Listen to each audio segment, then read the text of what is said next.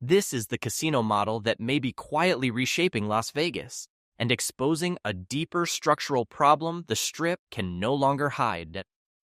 Why are locals increasingly choosing properties away from the Strip? Why is the cost of the Vegas experience rising faster than its perceived value? And who is really benefiting from a system where prices climb, but accessibility collapses?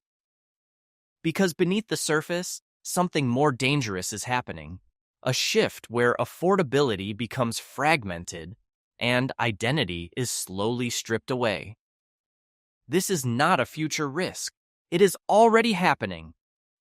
Stay with me, because the real structure behind this shift is far more revealing than it appears. If you value clear, data-driven investigations like this, consider subscribing and turning on notifications so you don't miss what comes next. Sunset Station opened on June 10, 1997, developed by Station Casinos as part of a broader expansion strategy targeting the local Las Vegas market rather than international tourism. The total initial investment was approximately $100 million, positioning it as a mid-scale locals casino with a distinct identity. At the time, the vision was clear.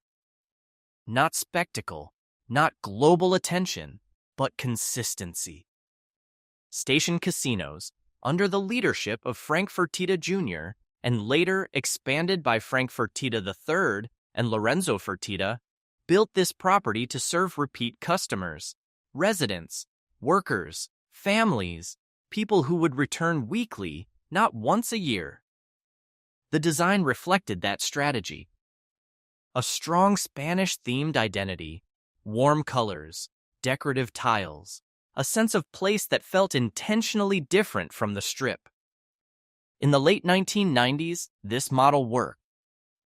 The Las Vegas Strip was still evolving into a global entertainment hub, but locals casinos operated in a parallel system. Lower costs, higher frequency, stable demand. Sunset Station became one of the flagship properties in that ecosystem. But that was a different era. Today, nearly 3 decades later, the contrast is difficult to ignore.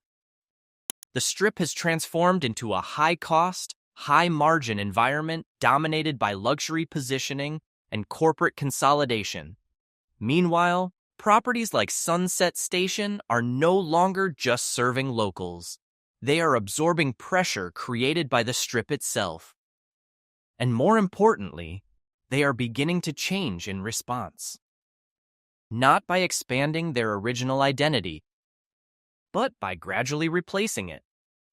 Sunset Station is owned and operated by Station Casinos, LLC, a subsidiary of Red Rock Resorts Inc., a publicly traded company listed on NASDAQ under the ticker RRR.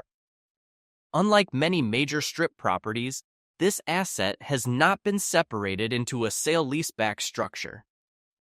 There is no external REIT controlling the land, no Vicky properties, no gaming and leisure properties. The real estate and operations remain vertically integrated. And that distinction matters, because it removes one of the largest fixed pressures seen across the Strip: long-term rent obligations under triple net leases. In those structures, operators are required to pay base rent, escalating annually, while also covering property taxes, insurance, and maintenance. A rigid cost base that continues regardless of performance. Sunset Station does not carry that exact burden. But that does not mean it is free from structural pressure. Red Rock Resorts reported total consolidated debt of approximately $3.5 billion as of December 31st, 2023. A significant portion of that debt is tied to its portfolio of properties, including Sunset Station. Interest expense alone exceeded $200 million annually in recent filings. That creates a different kind of obligation. Not rent, but debt servicing. And unlike rent, which is contractually fixed, Debt introduces exposure to interest rate fluctuations, refinancing risk, and capital structure constraints. There is also ongoing capital expenditure. Renovations, modernization, repositioning of the asset. These are not optional. They are required to remain competitive, especially as newer properties like Durango Casino opened in December 2023 with a reported cost of $780 million, raised the baseline standard across the locals market. So while Sunset Station avoids the rigidity of a triple net lease, it operates under a different system. One where capital is internal, but pressure is still constant. Because the obligation doesn't disappear. It simply changes form. And that form still demands performance. To understand how that structure is holding up, you have to look at the numbers.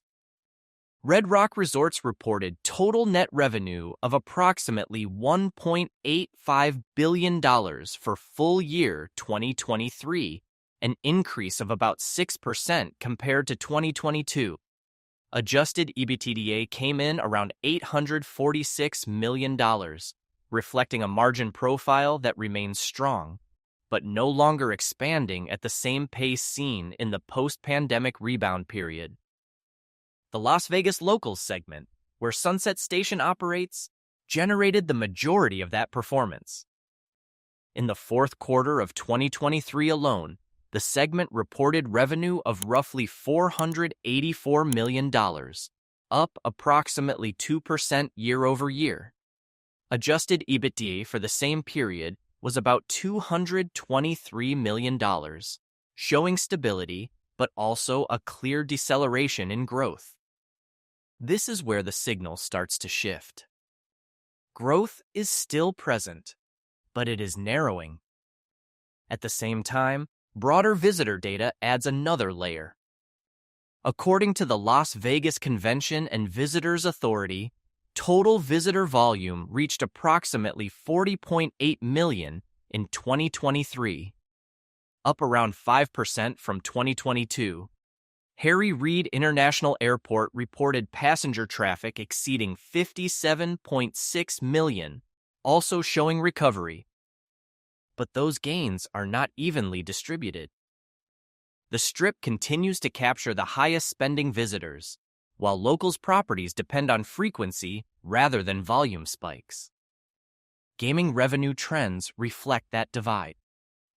Clark County reported total gaming revenue of approximately $15.5 billion in 2023, with the Strip accounting for a disproportionate share of high-margin activity. So while Sunset Station benefits from steady local demand, it does not fully participate in the upside of premium tourism spending. And that creates a ceiling. Stable revenue, stable EBITDA, but limited expansion. A system that performs, but does not accelerate. And in a rising cost environment, that distinction becomes critical. This is where the structure begins to tighten. Because even without a triple net lease, Sunset Station operates under a fixed cost base that does not move easily. First, debt servicing. With Red Rock Resorts carrying approximately $3.5 billion in total debt as of December 31st, 2023, interest expense alone exceeds $200 million annually. That obligation exists regardless of quarterly performance. And in a higher interest rate environment, refinancing becomes more expensive. Second, capital expenditure. The property is actively undergoing modernization, phasing out older themed areas, upgrading casino floors, repositioning entertainment spaces. These are not discretionary upgrades. They are required to keep pace with newer assets like Durango, which opened in December 2023 with a significantly higher design standard. But CapEx creates pressure. Cash outflows today for uncertain return tomorrow. Third, operating leverage. Locals' casinos depend on repeat visits, high frequency, lower spend per visit, which means margins are sensitive to small shifts in behavior. If visitation drops slightly, revenue adjusts quickly, but costs do not. Fourth, pricing friction. The $39.99 amenity fee layered on top of a $79 base room rate introduces a structural tension. It protects headline pricing, but increases total costs. And once customers begin focusing on total cost instead of base rate, the perceived value starts to erode. That erosion does not happen immediately, but it accumulates. Fifth, depreciation and asset aging. A property opened in 1997 carries ongoing maintenance requirements that newer builds do not. Systems degrade, infrastructure requires replacement, design becomes outdated, all of which feeds back into CapEx and cost. And finally, the most subtle pressure point: identity loss. As the property removes its original Spanish-themed design, it reduces differentiation. And differentiation is not just aesthetic. It is pricing power. Without it, the property competes more directly on cost. And cost competition compresses margins. None of these pressures are catastrophic on their own, but together, they form a system under tension, not collapsing, but no longer expanding freely. A system that must now be managed rather than scaled. To understand whether that pressure is isolated or systemic, you have to look beyond a single property. And the data suggests this is not isolated. According to the Las Vegas Convention and Visitors Authority, total visitation reached approximately 40.8 million in 2023, a 5% increase year over year. On the surface, that signals recovery. But the composition of that demand is changing. Strip properties continue to capture the highest spending visitors, higher room rates, higher food and beverage pricing, higher per-visitor revenue. At the same time, Harry Reid International Airport recorded over 57.6 million passengers in 2023, but growth has begun to normalize after the post-pandemic surge. No longer accelerating, stabilizing. And that distinction matters, because a stable tourism base does not support unlimited price expansion. Meanwhile, the locals market operates under a different dynamic. It is not driven by tourism cycles, but by regional economic conditions. Household income, employment stability, cost of living. And those variables are under pressure. Inflation has increased operating costs across the system, labor expenses have risen, consumer spending is becoming more selective. At the same time, online gambling continues to expand in multiple U.S. states. It does not replace the casino experience, but it competes for discretionary spending. Every dollar spent digitally is a dollar not spent on property. So now the system is facing pressure from both sides. The Strip pushes pricing upward, while external alternatives pull spending outward. And in between, properties like Sunset Station must hold position. Maintaining value, maintaining traffic, maintaining margins. But the margin for error is getting thinner.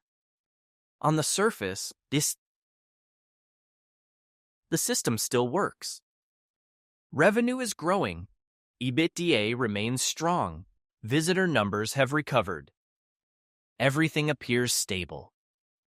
But underneath, the structure is moving in a different direction. Costs are rising faster than perceived value. Designs are becoming more standardized. and the distinction between premium and affordable experiences is narrowing. That creates the paradox.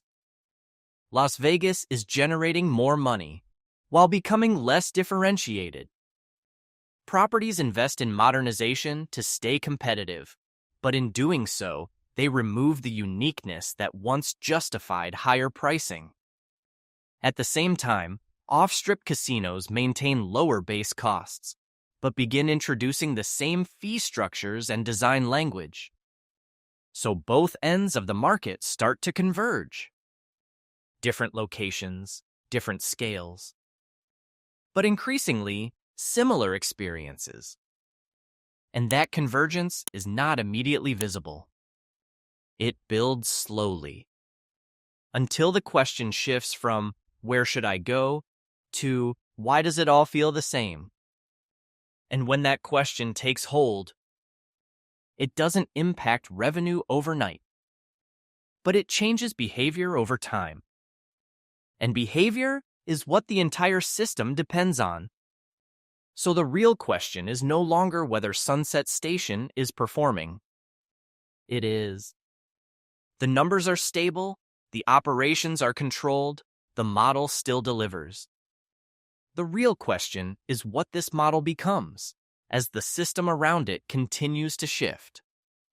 If the Strip continues to push pricing higher, and locals' properties continue to standardize, modernize, and layer in additional fees, then the gap between the two does not expand. It compresses. And when that compression reaches a certain point, the advantage of each model begins to weaken. Not collapse, but erode out quietly. Over time. Because Las Vegas was never built on efficiency alone. It was built on contrast, on identity, on the idea that every property offered something distinct. If that distinction continues to fade, replaced by controlled environments and predictable pricing structures, then the system enters a different kind of test. Not a short-term crisis, but a long-term question of sustainability. And that question does not get answered in a single quarter or a single year. It unfolds slowly across pricing decisions, across design choices, across how people choose to spend their time and their money. If you want to follow more deep dive investigations like this, make sure to subscribe, turn on notifications, and explore the next video on your screen.